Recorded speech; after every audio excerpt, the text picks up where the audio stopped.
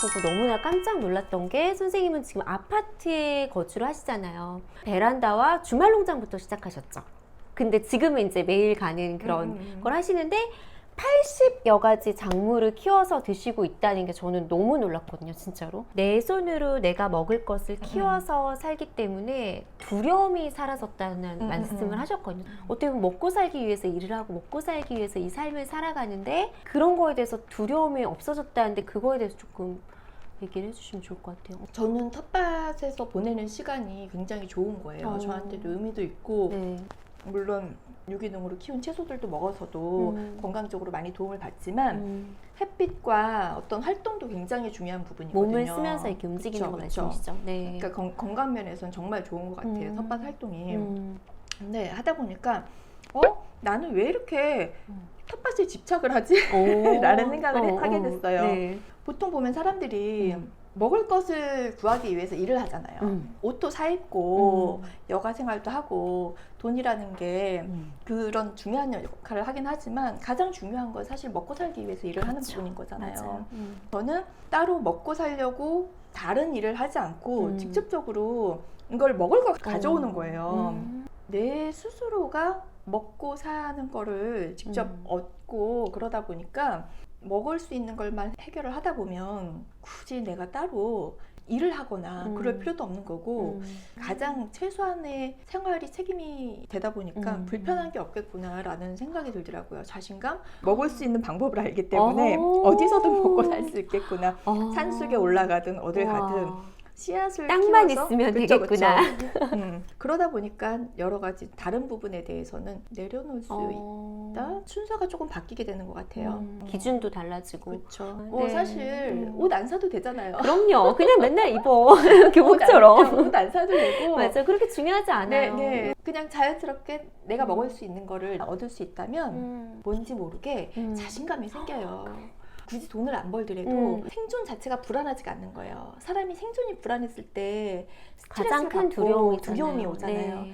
그런 두려움이 없어지면서 생존 자체가 불안하지 않고 이렇게 자연스럽게 먹고 살 수도 있구나.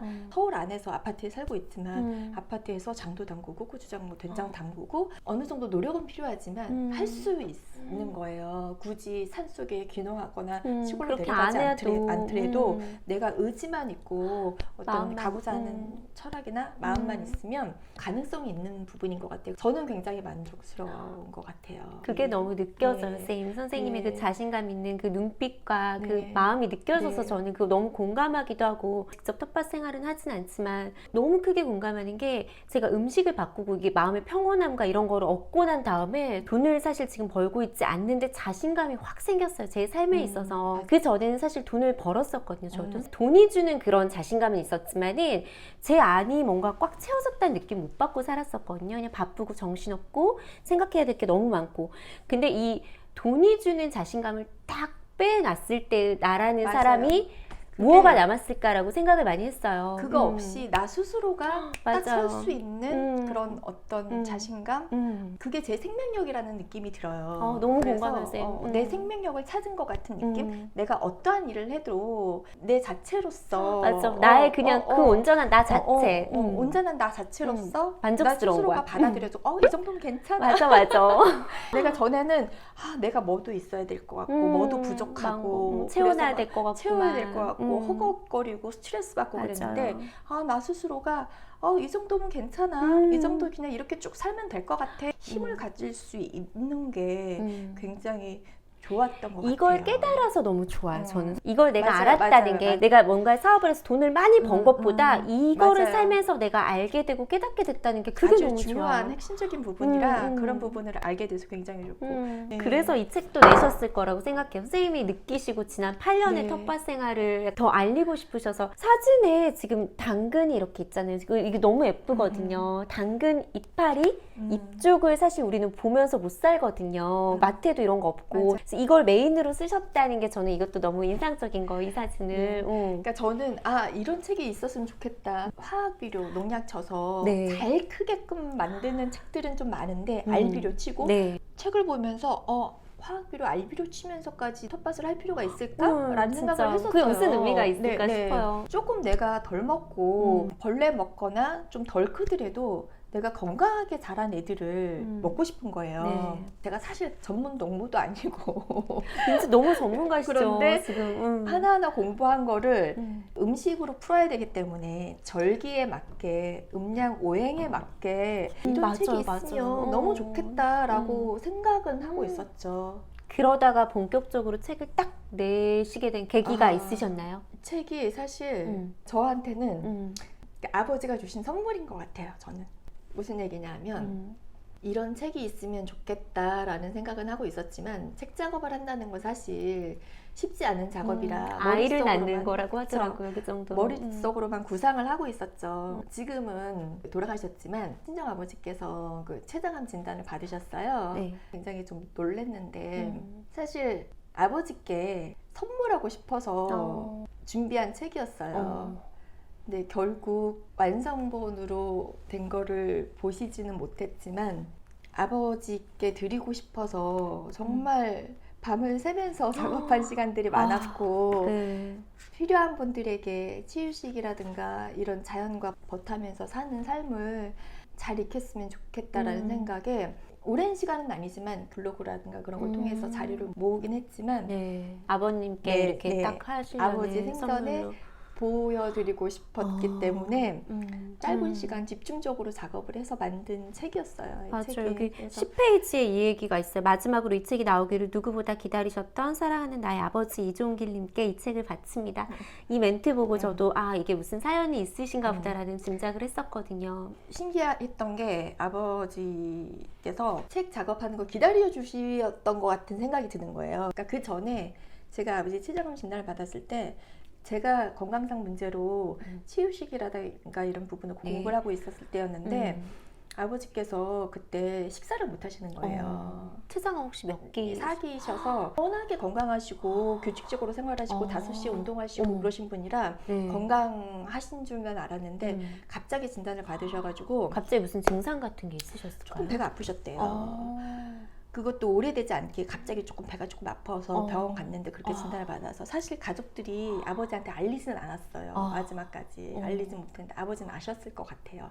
딱 진단 받고 이제 내려갔을 때 식사를 못 하시고 자꾸 구토를 하시는 거예요. 아버지가. 저는 양념을 굉장히 중요시 생각을 하기 때문에 고추장, 된장, 간장을 직접 다 집에서 만들거든요. 네. 그래서 간장하고 된장 차가 항암 음식으로 굉장히 좋다라는 거를 방송을 통해서 알고는 있었어요. 저도 장이 약했기 때문에 된장이 좋다는 건 알고는 있었죠. 네. 근데 아버지께 혹시 도움이 될까 싶어서 집에서 만든 된장을 갖다가 차로 계속 드린 거예요. 아 된장 차를 된장차. 만들어서 네. 따로 그 된장 차를 만든 게 아니라 집에서 만든 된장에다가 따뜻한 물을 넣어서 드시게끔 했는데 신기하게도 며칠이 지나니까 된장이 항암 작용을 한다기보다는 된장이 음식물을 소화할 수 있고 흡수할 수 있게끔 좀 편안하게 해주는. 그렇죠. 음식을 먹을 수 있게끔 그런 역할을 했던 것 같아요. 된장 차 드시고 소화가 되시기 시작한 거예요. 그 전까지는 못 드시고 계속 구토만 네, 하시다가 구토를 된장차를 하시다가 드시고. 그러니까 병원에서도 조금 준비를 하셔야 되는 단계이기 때문에 병원에 있는 건 좀 의미가 없을 것 같습니다라는 진단을 받았기 때문에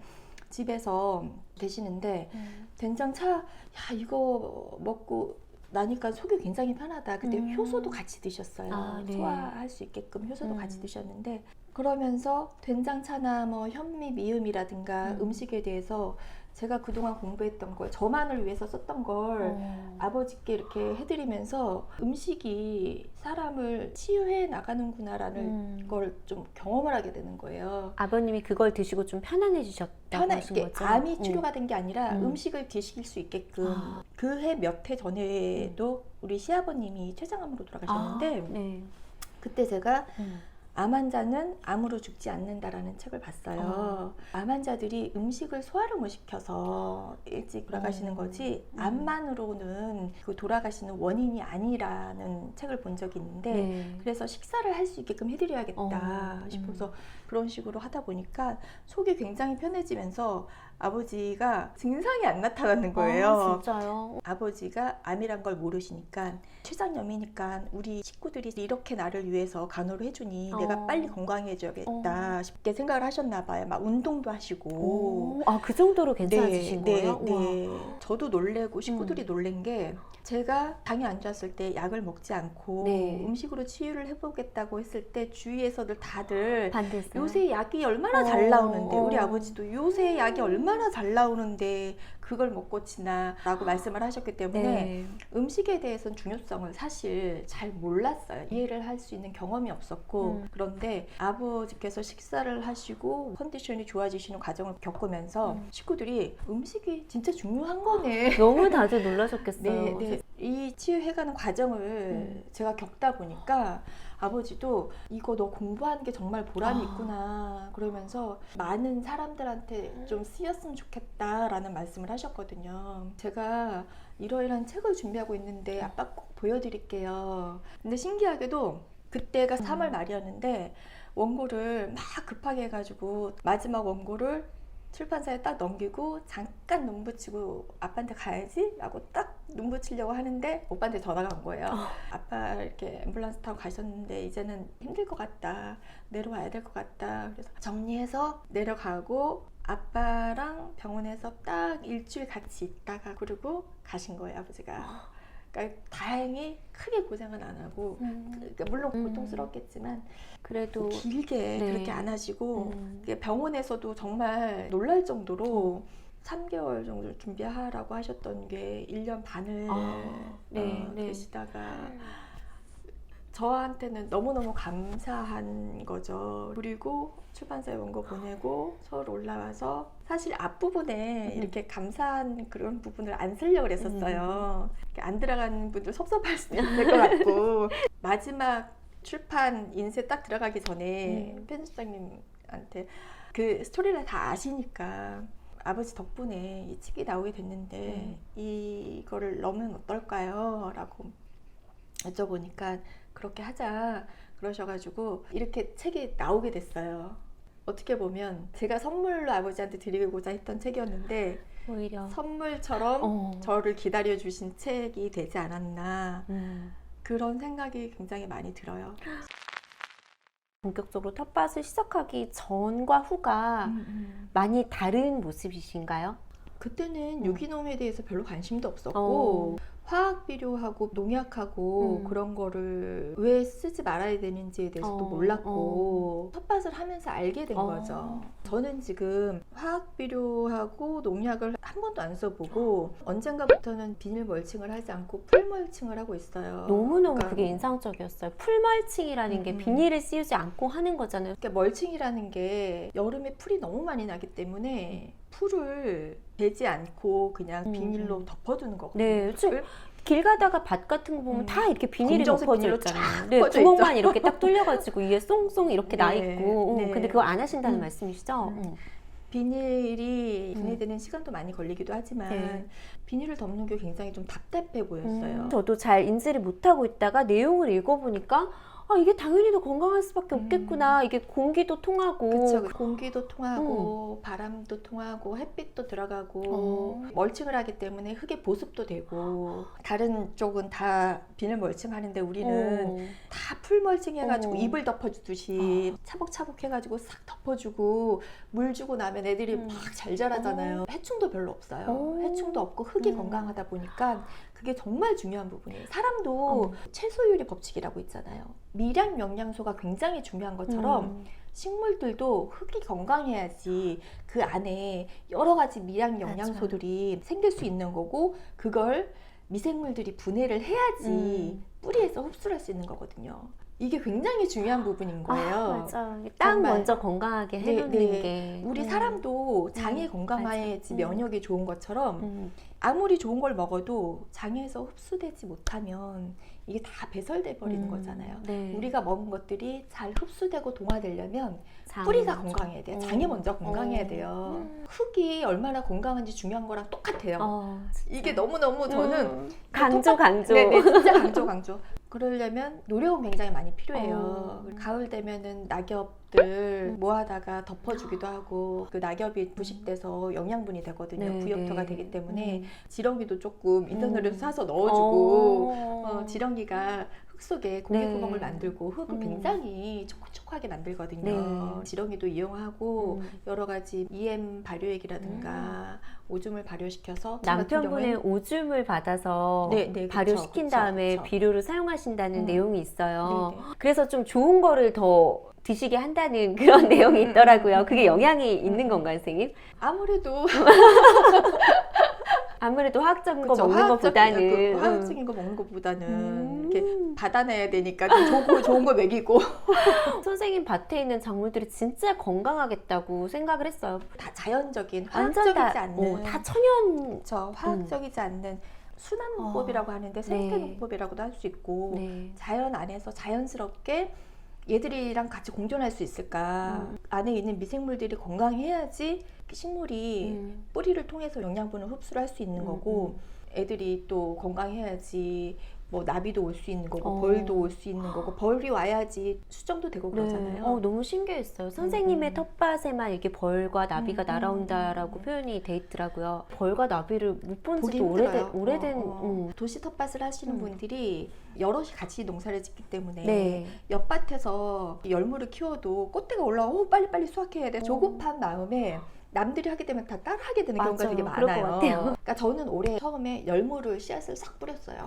한 번에 싹 걷어먹고 치우는 게 아니라 오랫동안 걷어먹고 중간에 공간을 만들어서 거기다 토마토 모종을 심었거든요. 열무 사이에다가요? 네, 토마토 모종을 와. 심어서 키우고 열무가 시간이 지나면 이렇게 꽃대가 올라와요. 꽃대 올라오는 걸 대궁이라고 하는데 네. 그 대궁도 그거 줄기 이렇게 껍질 벗겨서 먹으면 굉장히 맛있어요. 아 진짜요? 우와 그거를- 궁금해요. 그러면 꽃도 볼 수 있고 이렇게 벌과 나비도 볼 수 있고 그 안에 토마토는 자라가 있어요. 토마토하고 바질하고 궁합이 굉장히 좋거든요. 바질은 또 그늘이 있어야지 잘 자라요. 그렇더라고요. 네, 선생님 네. 책 보고 알았어요. 네. 그러니까 그늘이 있어야 자라기 때문에 열무 안쪽으로 바질 씨앗을 뿌려주는 거예요. 열무가 이렇게 그늘이 대주는 그쵸, 그쵸. 거네요. 그늘이 되어주기 때문에 서로 상호 보완을 하는 역할을 하는 거거든요. 그 그러면 서로 요만한 다 데서 잘 수- 지금 열무, 그쵸. 토마토, 바질까지. 그쵸. 자연에서 볼 수 있는 것들이 사실 굉장히 많아요. 텃밭을 하더라도 우리는 꽃을 보는 농사를 잘 안 지어요. 맞아요. 꽃을 피워야지 씨앗을 최종할 수 있고 씨앗 받는 농사가 굉장히 중요하거든요. 본인이 씨앗도 받아볼 수 있고 급하지 않게 느리게 좀 자연과 교감하면서 농사를 지었으면 좋겠어요. 애들 뭐 벌레 먹는다고 약 뿌리고 뭐 화학비료 치고 그러면 마트에서 사서 먹지 뭐하러. 그 노동할 거 그냥 사 먹으면 그쵸, 되는. 사 먹으면 되죠. 그 일반 관행농이랑 약간 다르게 그러려면 어느 정도 좀 시간도 필요하지만 나름의 철학도 좀 있어야 되는 것 그리고 같아요. 느긋한 마음도 필요할 그쵸, 것 그쵸. 같아요. 진짜. 내가 가서 개구리 보면 반가워할 수 있고 지렁이 보면 반가워할 수 있고 채소들이 건강하게 자라는 걸 보고 내가 힐링 받을 수 있고 이 건강한 채소들로 지인들하고도 나눌 수 있고. 맞아. 선생님 그 얘기도 네, 하셨잖아요. 네. 텃밭은 또 5시 정도에 보는 게 너무 예쁘다고 네, 혼자 네, 보기 네. 아깝다고 이런 네. 말씀을 되게 자주 하시잖아요. 너무 아까웠고 너무 예뻐요. 어. 그 생명력 사실 도시에서 느끼기 힘든 부분이잖아요. 그쵸, 맞아요. 호박 같은 애들 넝쿨 뻗어 나가는 것들 보면 쟤들이 생명력이 정말 강하구나 생각하는 게 굉장히 달라져요. 사실 농부는 얘들을 키운다기보다는 자연 속에서 잘 살 수 있게끔 거두는 역할? 내가 직접 화학비료 안 치고 농약 안 치고 풀멀칭 해서 키운 농산물과 일반 마트에서 구입한 농산물은 비교할 수조차 비교할 수 없죠, 없어. 진짜. 그게 에너지가 다르고 맞아. 내가 정말 좋은 마음으로 키운 농산물과 인력을 동원해서 키운 기계를 동원해서 키운 사실 좀 다른 부분인 것 같아요. 많이 그래서 다를 것 저는 같아요. 굉장히 귀해요. 귀하고 그럴 것 같아요. 텃밭에서 있는 시간이 굉장히 즐겁고 제가 이 과정을 통해서 치유 과정을 경험을 했기 때문에 우리 아버지 말씀대로 필요한 분들에게 전하면 좋겠다. 약간 사명 같은 것처럼 내가 겪어보니까 너무 좋아서 맞아요. 알리고 싶은 맞아요. 거. 이 시기가 꼭 필요한 분들이 있기 때문에 너무 많으실 거라고 생각해요. 요즘 시대가 그렇고 먹거리가 다 산업화가 돼버렸잖아요. 맞아요. 그렇기 때문에 이런 게 너무 귀하기도 하고 네. 그래서 저는 몇 번을 강조해서 말씀드리지만 보물 같은 책이라고 생각을 하거든요. 농업도 다 스마트팜이라든가 맞아. 대형 농업의 기술이 많이 들어와 있기 때문에 도시에서 텃밭 하시는 분들도 많잖아요. 도시 농부 하시는 분들도 네. 많은데 도시 농부 하시는 분들은 철학 같은 거를 가지고 하셔야지 네, 너무 되는 것 중요한 부분인 것 같아요. 같아요. 조금 더 더 깊게 들어가 자연과 본다면, 교감하는 시간, 네. 한 해 한 해 사람을 알아가는 것처럼 재밌어요. 아, 얘는 또 이런 성질이 있네? 그러면 얘 성질에 맞게끔 키울 수 있고, 열무 꽃대 밭에 가서 먹을 거 없으면 줄기 뚝 끊어가지고 껍질 벗겨서 세상에. 아작아작 씹어먹고, 아, 이런 거를 경험해 볼 수 있구나. 맛있는 냄새 나요. 이게 뭐야, 선생님? 콤포트가 어떤 건가요? 딸기를 갖다가 네. 졸인 거예요. 아. 졸인 건데 설탕을 그렇게 많이 넣지 않고 우와. 잼이랑 약간 좀 달라요. 과일의 형태가 있겠죠. 이게 다 살아있네요. 딸기가 그렇죠. 다 보이네요. 그렇죠. 오, 우와. 맛있겠다.